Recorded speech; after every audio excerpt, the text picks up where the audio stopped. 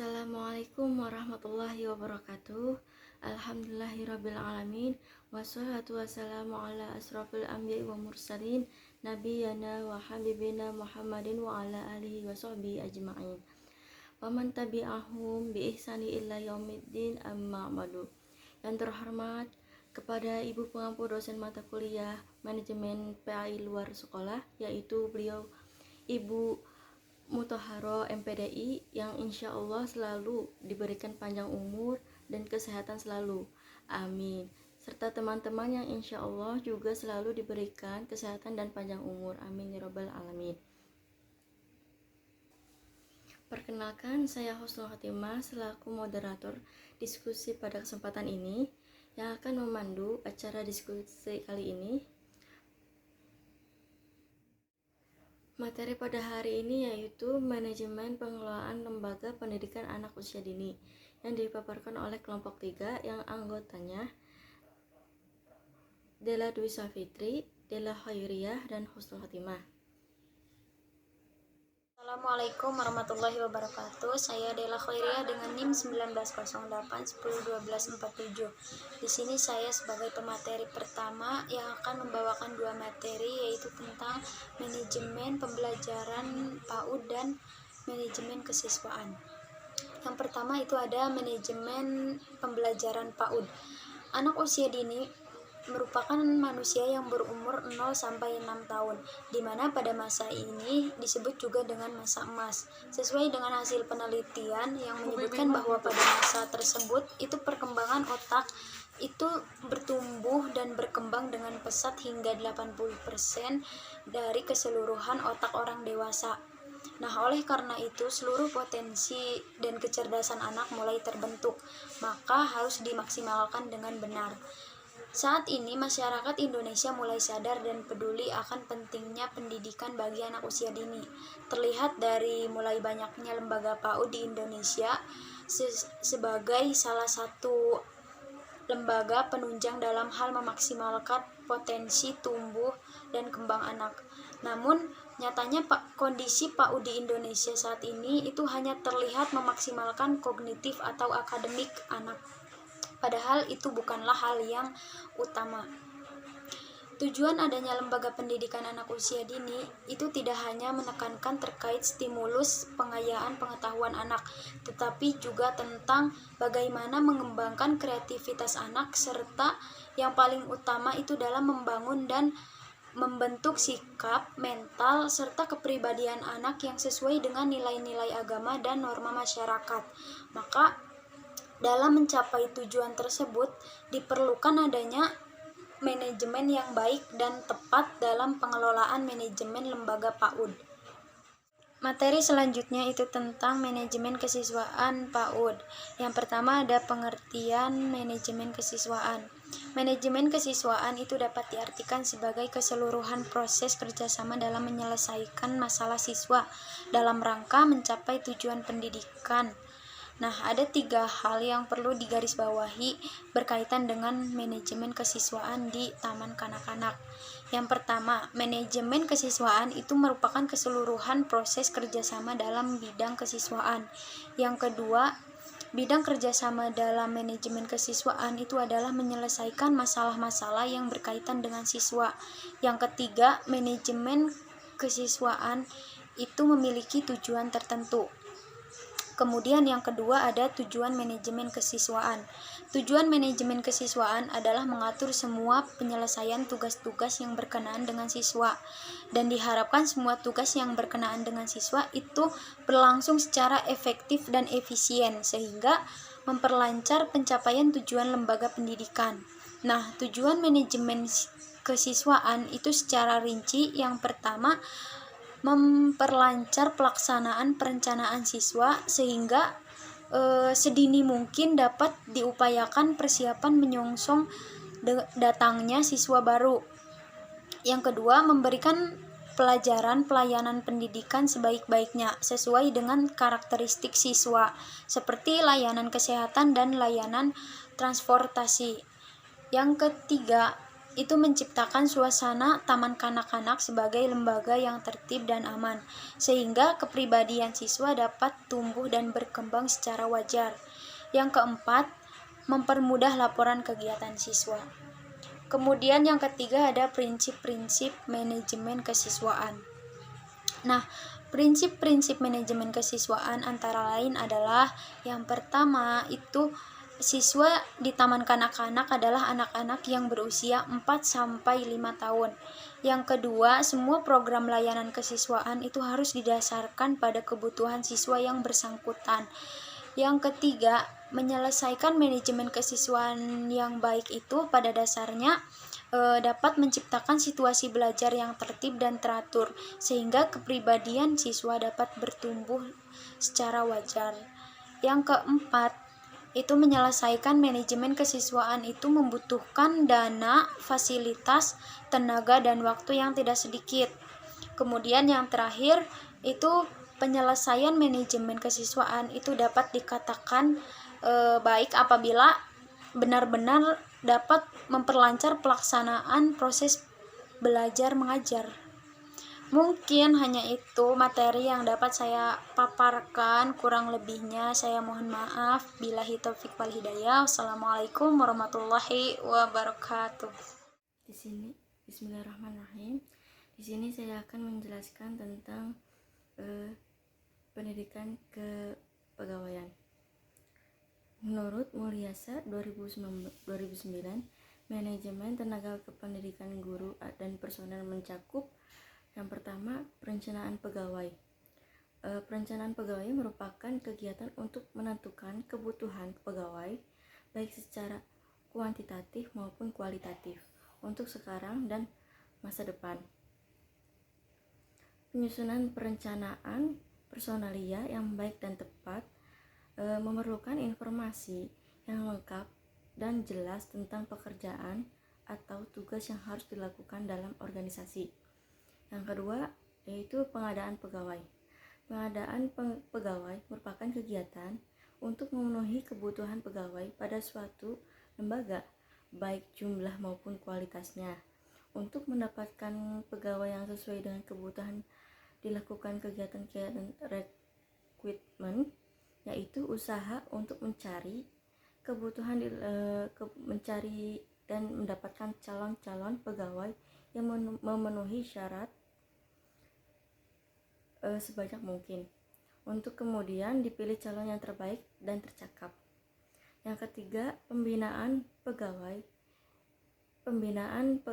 dan pengadaan pegawai, yaitu organisasi senantiasa menginginkan agar personelnya melaksanakan tugas secara optimal dan menyumbangkan segenap kemampuannya untuk kepentingan organisasi, serta bekerja lebih baik dari hari ke hari. Yang keempat yaitu promosi dan mutasi. Promosi merupakan hak bagi setiap pegawai di Indonesia. Untuk PNS, promosi atau pengangkatan pertama biasanya diangkat sebagai calon PNS dengan masa percobaan 1 atau 2 tahun. Kemudian mengikuti prajabatan. Yang kelima, pemberhentian pegawai. Pemberhentian pegawai merupakan fungsi personelia yang menyebabkan terlepasnya pihak organisasi dan personil dari hak dan kewajiban sebagai lembaga tempat bekerja dan sebagai pegawai. Yang keenam, kompensasi, yaitu balas jasa yang diberikan oleh organisasi kepada pegawai yang dapat dinilai dengan uang dan mempunyai kecenderungan diberikan secara tetap. Yang ketujuh, penilaian pegawai. Penilaian tenaga kepentingan difokuskan pada prestasi individu dan peran serta dalam kegiatan. Kemudian manajemen sarana dan prasarana pendidikan anak usia dini. Pengertian manajemen sarana prasarana dan pendidikan anak usia dini adalah pengelolaan secara efektif terhadap aset lembaga PAUD yang dimiliki. Beberapa bentuk aset sarana dan prasarana tersebut mencakup tanah dan bangunan PAUD, perangkat pelajaran yang terdiri dari alat-alat permainan edukatif, baik yang indoor maupun outdoor. Dalam pasal 45 ayat 1 Undang-Undang Nomor 20 Tahun 2003 dinyatakan bahwa setiap suatu pendidikan formal maupun non-formal harus menyediakan sarana prasarana yang memenuhi keperluan pendidikan sesuai dengan pertumbuhan perkembangan potensi fisik, kognitif, sosial, emosi, dan kejiwaan anak-anak. Sarana pendidikan umumnya mencakup semua fasilitas yang secara langsung dipergunakan dan menunjang dalam proses pendidikan, seperti gedung, ruangan belajar, alat-alat atau media pendidikan, meja, kursi, dan sebagainya.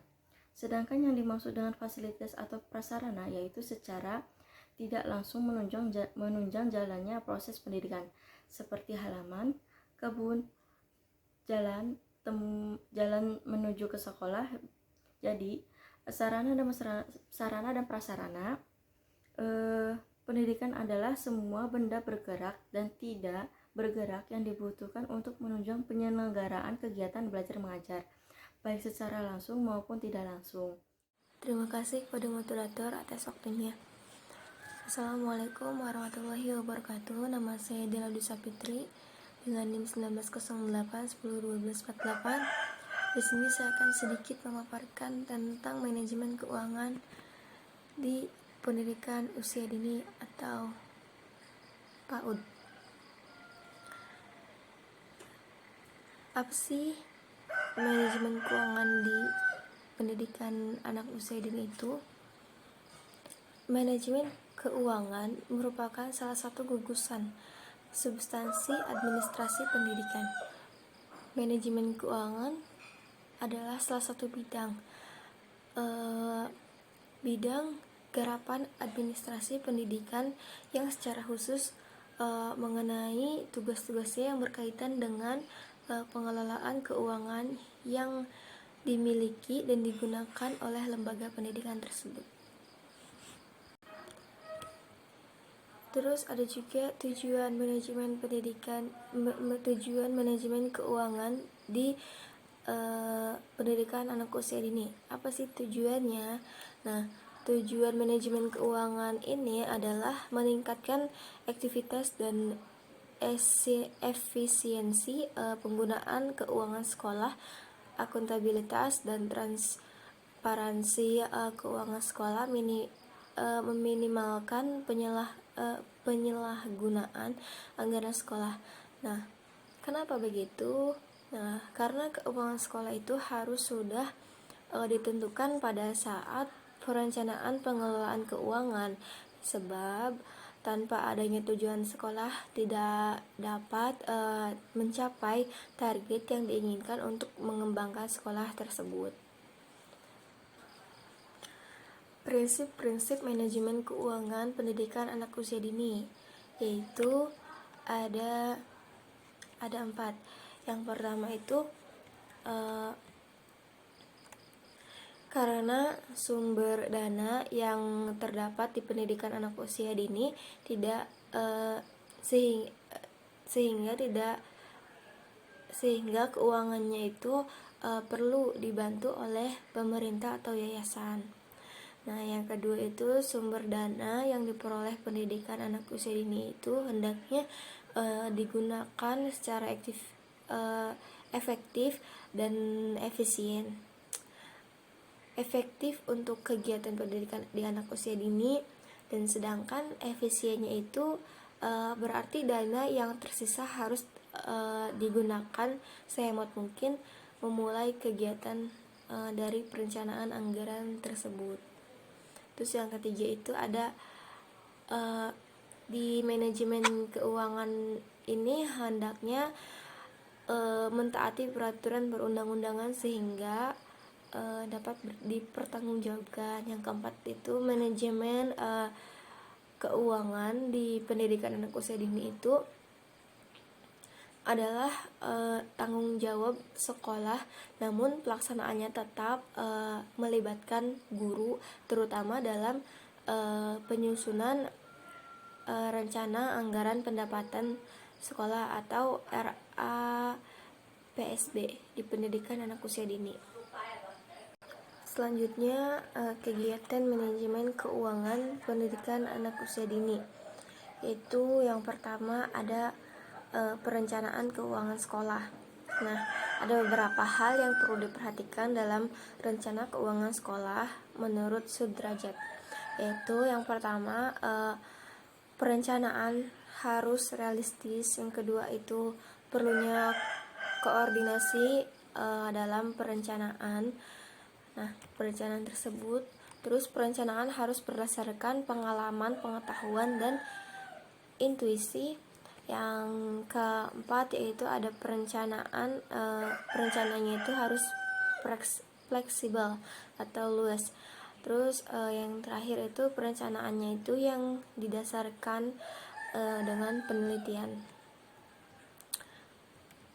Ada juga yang satu lagi ya, perencanaannya itu akan menghindari undur atau over planning.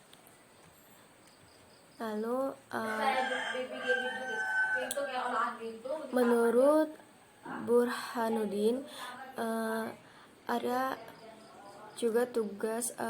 juga sekolah yang mengembangkan penggalian dana dalam bentuk amal jariah, zakat mal, uang syukuran, amal Jumat.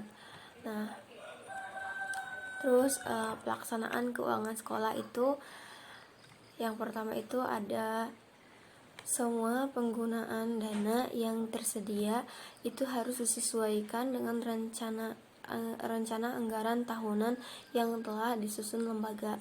Yang kedua itu semua pembelian atau pengeluaran uang harus dilengkapi dengan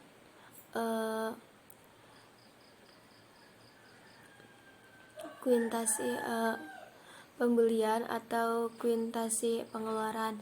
Terus yang ketiga itu ada semua pembelian atau pengeluaran uang harus dilengkapi dengan semua penggunaan dana harus dipertanggungjawabkan sesuai dengan peraturan perundang-undangan yang berlaku. Yang terakhir itu ada dalam rangka pengawasan dan pertanggungjawabannya, semua penggunaan dana harus dilakukan dengan seksama dan kontinu melalui proses pembukuan keuangan yang berlaku. Ada juga penyelenggaraan pembukuan dan penyampaian laporan. Nah, dengan cara apa? Dengan cara perlengkapan administrasi, yaitu sekolah memiliki tempat khusus untuk penyiapan perlengkapan administrasi keuangan, memiliki alat hitung dan memiliki buku-buku yang dibutuhkan. Terus sekolah juga memiliki RAPBS yang telah disahkan oleh orang yang berwenang serta memiliki program penjabarannya. Sekolah juga memiliki catatan logistik. Nah, uang dan barang sesuai dengan mata anggaran dan sumber dananya masing-masing. Sekolah juga harus memiliki buku setoran ke bank atau KPKN atau yayasan, dan memiliki daftar penerima gaji atau gaji honorer dan tenaga lainnya. Mungkin sekian pemaparan dari saya, kurang lebihnya saya mohon maaf. Billahi taufiq wal hidayah. Wassalamualaikum warahmatullahi wabarakatuh. Ya, mungkin itu saja pemaparan dari kelompok kami, kurang lebihnya mohon maaf. Wabillahi taufiq wal hidayah. Wassalamualaikum warahmatullahi wabarakatuh.